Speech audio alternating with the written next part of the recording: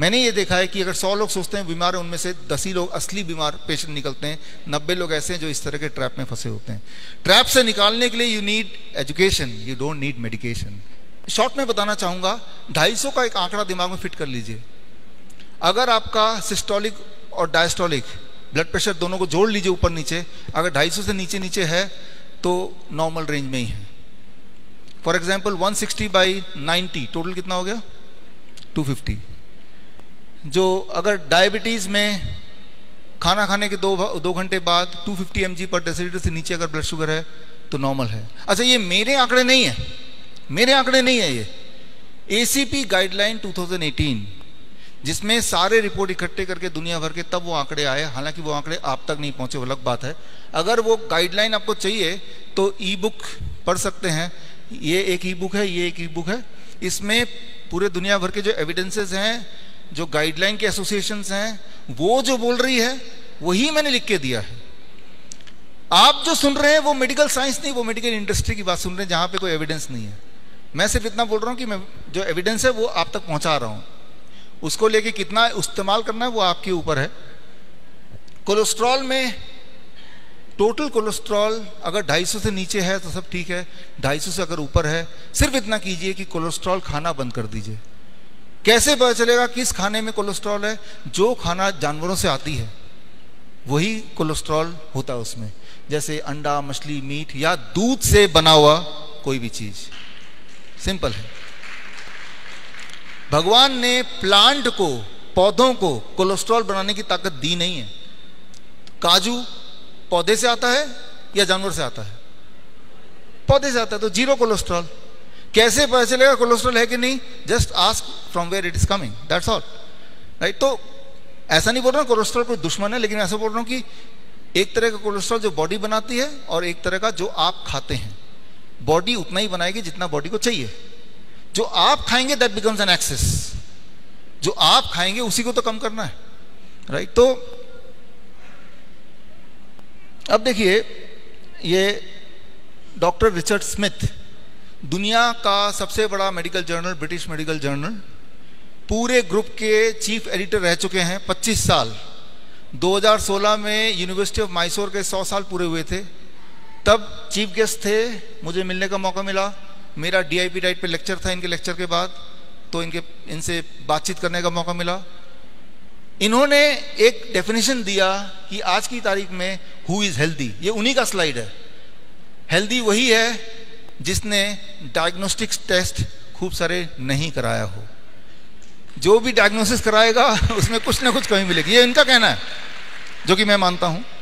उन्होंने अंदर तक देखा है कि ये जो पेपर बनते हैं, रिसर्च पेपर बनते हैं, कैसे बनते हैं। 25 साल तक मेडिकल जर्नल, दुनिया का सबसे बड़े मेडिकल जर्नल के चीफ एडिटर रहने के बाद उनका ये स्लाइड है, उनका ये कहना है, उनका ये कंक्लूजन है।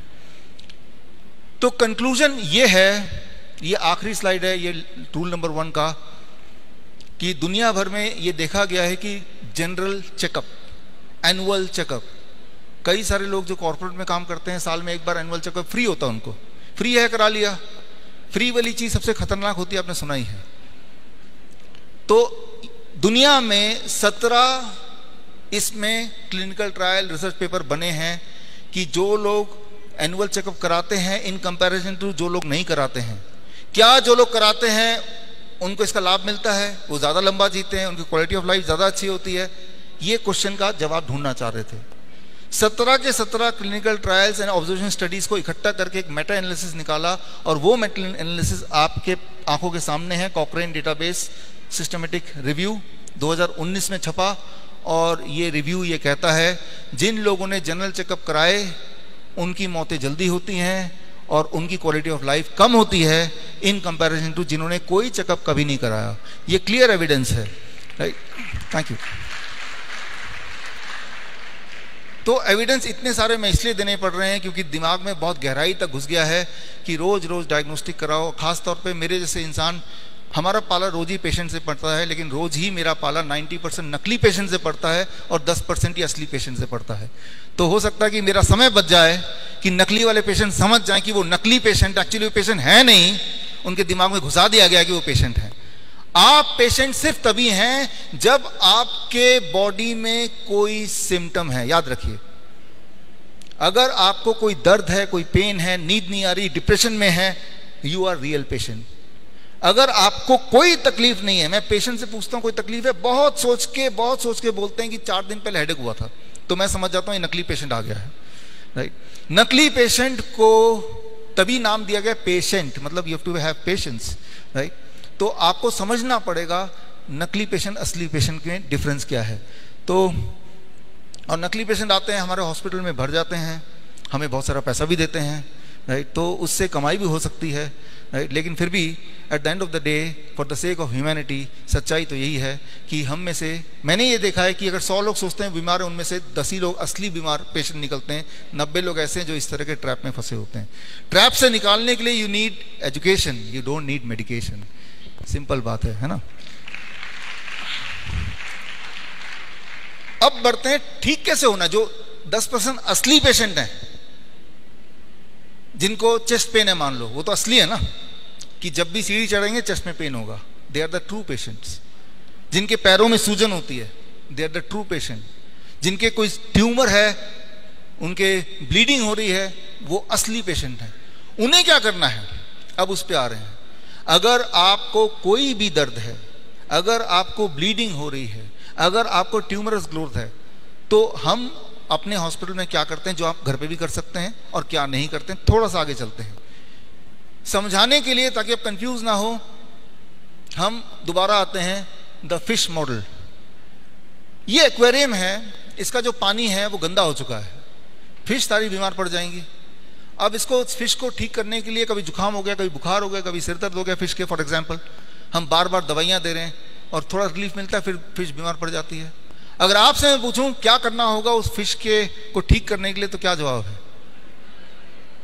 देखिए, क्लियर कट जवाब है भाई, पानी बदलना है, फिश को नहीं वो करना है। और फिश को कितनी भी दवाई दे दें वो कभी ठीक हो ही नहीं सकती, ये क्लियर है। प्रॉब्लम फिश के अंदर नहीं है, प्रॉब्लम सराउंडिंग्स में है। आप ये देखेंगे हमारे साथ, अगर हम फिश हैं तो ऐसा ही कुछ हो रहा है। मान लो मैं बोलता हूं कि ठीक है पानी को साफ करते हैं, तो पानी के कचरे को मैंने निकाला और उठा के एक कोने से उठाया, उस कचरे को दूसरे कोने में डाल दिया, फिर दोबारा वो पानी में घुल जाएगा, है ना। गार्बेज रीलोकेशन ज़्यादातर शहरों में ऐसे ही होता है, इंदौर को छोड़ के, क्योंकि ये क्लीन सिटी है, राइट। शहर के एक छोर से कचरा उठाया, किसी दूसरे छोर में जाके लगा दिया, क्योंकि कचरा गायब कहाँ होगा, इट इज ओनली रीलोकेशन। स्वच्छता क्या है कि यहां स्वच्छता दिखाना, यहां से साफ निकालो कचरा, एक और जगह पहुंचा दो, चांद पे तो भेज नहीं सकते उसको। रीलोकेशन यही तो होता है ना। हमारे बॉडी के साथ भी ये होता है। एक उदाहरण ले रहा हूं, आपका ब्लड शुगर ज्यादा आता है, मान लो आप ट्रू पेशेंट हैं, ट्रू सच्ची में 300 400, जिससे आपको बहुत तकलीफ होती है, सिम्टम आते हैं, आप पेशाब करते हैं तो वहां चींटियां इकट्ठे हो जाती हैं, ठीक है ना, कमजोरी है आपको, तो आप ट्रू पेशेंट हैं। लेकिन जैसे ही आपने दवाई ली तो ब्लड शुगर चेक किया, ब्लड शुगर भी कम, सिम्टम भी चले गए। तो कभी आपने सोचा वो जो दवाई अपने ब्लड शुगर की ली, उसने ब्लड के शुगर को उठा के मैजिकली कहां गायब कर दिया? ब्लड का शुगर तो कम हो रहा है, ब्लड में शुगर कम है, तो वो शुगर गया कहां? दवाई इतना करता है कि ब्लड से शुगर को लेता है और रीलोकेशन ऑफ गार्बेज आपके किडनी में, आपके हार्ट में, आपकी आंखों के पीछे, आपके स्किन के पीछे, आपके जेनेटिक्स के हिसाब से कहीं ना कहीं आपके जॉइंट्स के बीच में। तो वही वाला पेशेंट कुछ समय बाद बोलता है मेरा शुगर तो नॉर्मल है, लेकिन पता नहीं जोड़ों में बहुत दर्द है। वही वाला पेशेंट 10 साल बाद मिलेंगे तो वो किडनी पेशेंट बन जाएगा, पैरों में हाथों में सूजन होगी, जबकि ब्लड शुगर नॉर्मल था। It is a garbage relocation. जितनी सारी दवाइयां हैं वो प्रिंसिपल, इसी प्रिंसिपल पे काम करती है कि गार्बेज एक जगह से उठाओ बॉडी के, और बॉडी के ही कहीं ना कहीं और छुपा दो, तो उस वाले पैरामीटर को मेजर करेंगे तो वो ठीक दिखेगा, लेकिन अल्टीमेटली वो पेशेंट ज्यादा बीमार है। समझिए इसको, आपका इरादा, आपका गोल कोई एक नंबर को नहीं चेज करना है, आपका गोल है कि ओवरऑल हेल्दी फील करना। तो जब भी आप दवाई लेके ब्लड शुगर को कम करेंगे तो याद रखिए वो जो दवाई है वो सिर्फ गार्बेज रीलोकेशन, अगर हम इस पानी से कचरा निकाल के फिर दोबारा किसी और कोने में डाल दें, फिश कभी भी ठीक नहीं होने वाली। और ये सिर्फ ब्लड शुगर की बात नहीं कर रहा हूं, जितनी सारी दवाइयां बनी हैं सबका मैकेनिज्म एक ही है, बल्कि इससे भी भयंकर है। दर्शकों के लिए एक खास मेरा मैसेज, आप इस दोनों चैनल के माध्यम से मेरे वीडियोस आप देख रहे होंगे, नए नए जो टेक्निक्स हैं वो आप सीख रहे होंगे। एक चीज़ करना भूल जाते होंगे कि वो ये है कि सब्सक्राइब करना।